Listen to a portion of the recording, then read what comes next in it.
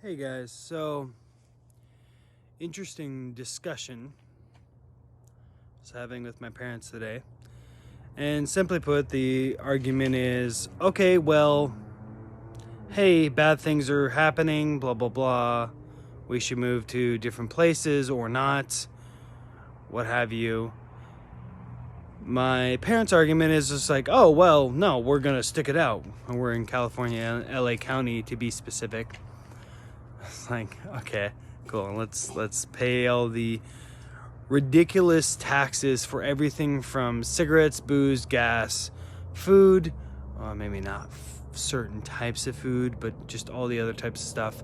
So when you account for all of the things that you're paying for in taxes, close to 50 to 75% of what you make is going in one way, shape, or form to taxes.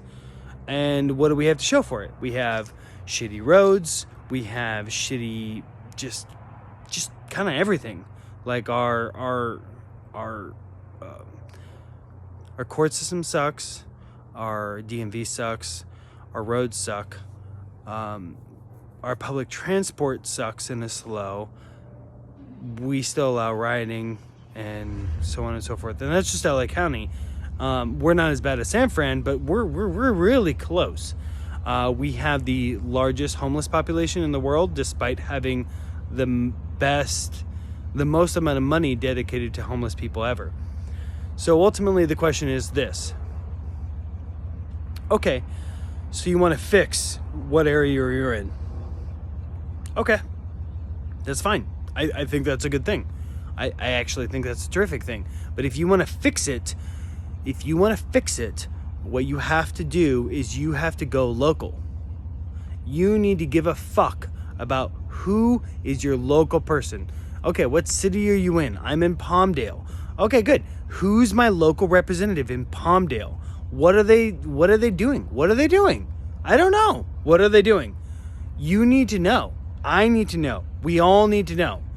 Wherever you live, you need to know not just who's the president of the United States.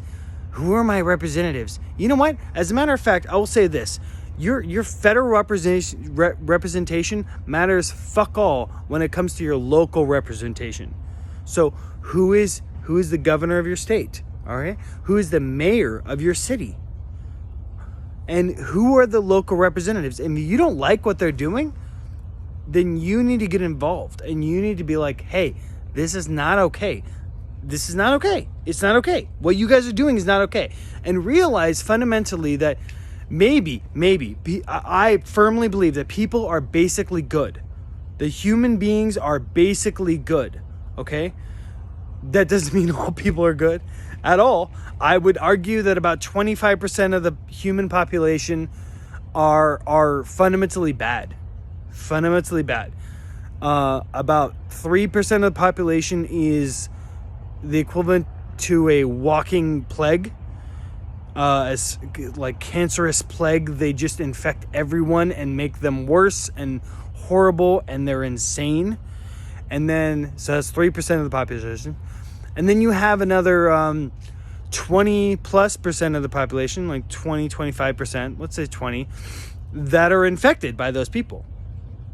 And they could be the secretary, they could be just an associate, what have you, and they get negatively and sometimes temporarily and sometimes permanently affected by these people that they're around.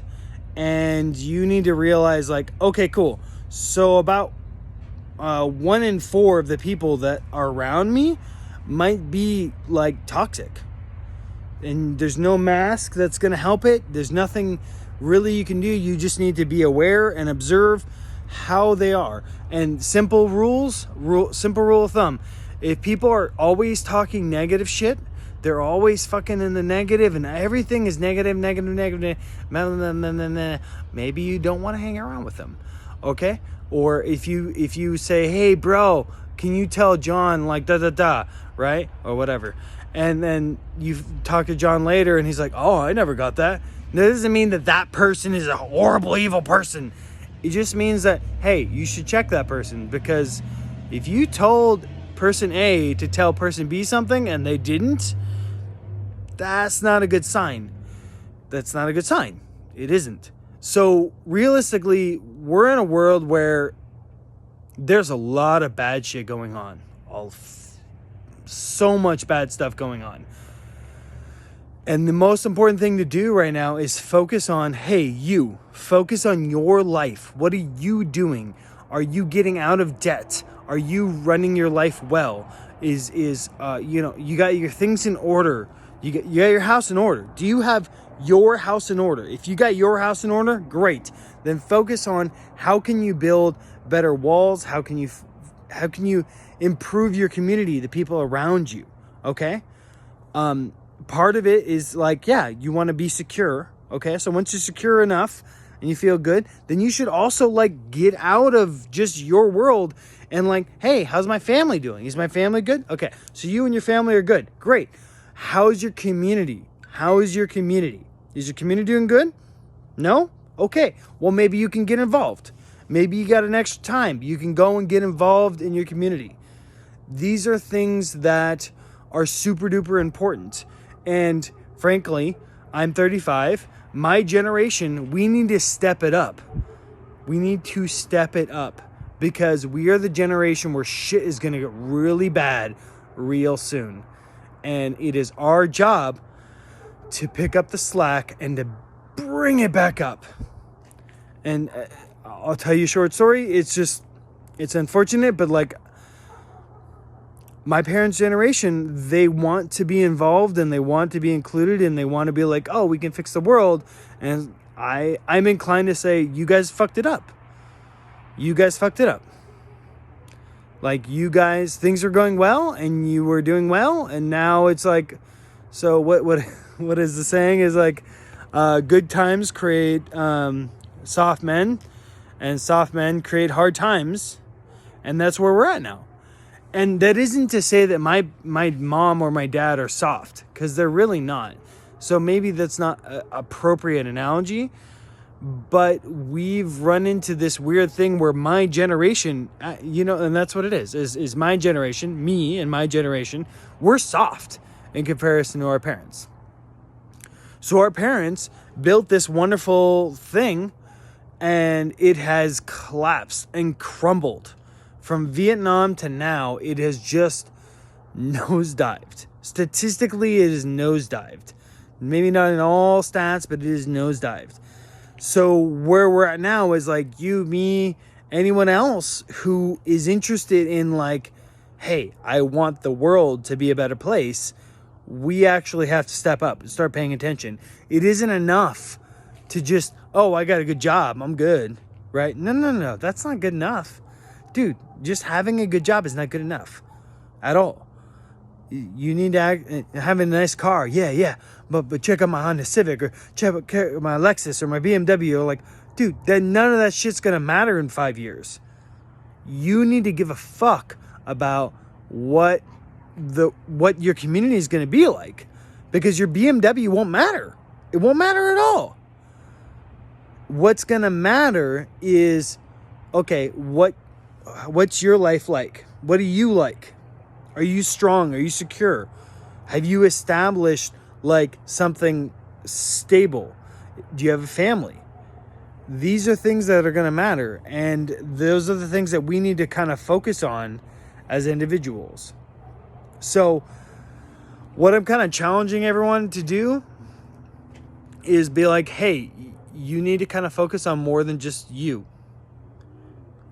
Do you, obviously, get out of debt if you can, get some savings, diversify your stuff. And none of these are I'm telling you what to do. These are just things I'm suggesting. Just get secure, whatever that means to you, and realize that stuff is going to get worse before it gets better. And we are the only things that are going to make it better. We can lean on dad or grandpa, but ultimately it is our generation, that guys and girls, that are going to have to make this work. So I challenge you to start making your life better. I'm working on it myself. I'm a slow study, but this is what we need to do. So I love you all, okay? I love my parents, by the way. This whole started because I was annoyed at my dad. But, like, I love both my parents very, very much. However, ultimately, I realized that their time is done. They can't do anything. My parents are 70 plus. They're not going to do anything. Like, okay, they can vote. Okay, fine. But it isn't about voting. It's about people being in public office and being held accountable by people paying attention to do what is the right thing for the group. Okay? The greatest good for the greatest number of people. That's the goal. And if you hold that to yourself and you look at that and you're like, cool, every decision I make is based on the greatest good for the greatest number of people. And you'll find that'll hold true with most things. It will. And you know, there's going to be people who are like, oh, but David, well, hold up. What about all those people where it's like, oh, but if I kill 100 people and I save 1,000, that's cool. It's greatest good for greatest number of dynamic, greatest number of people. It's like, well, hold up. Did you actually have to kill 100 people? Or were you just being lazy and that was the only solution you could think with? Because that's really what that entails. Like, is that the only option? If that's the only option, then that's sad, but okay. But if it's just due to laziness and you didn't like do your due diligence, and I will say this is like, as cliche as it might seem, look at Mission Impossible. Look at what Ethan Hunt does. Every time, every mission he does, he strives, and you'll find that he strives to not have any collateral damage. He will go out of his way and overcome Herculean efforts times 2, because it's a movie, to not kill normal civilians. No, does it really matter? It's like, well, if I got to kill 10 people while I drive from point A to point B, but I'm going to save 1 billion, then it's totally fine. It's like, yeah, maybe, but you're going to lose out on what it means to be human. So if you can do the thing without causing that, that's what you should do. So ultimately, we need to get past just watching football or just, gaming with the guys or doing whatever, or goofing off in your own time.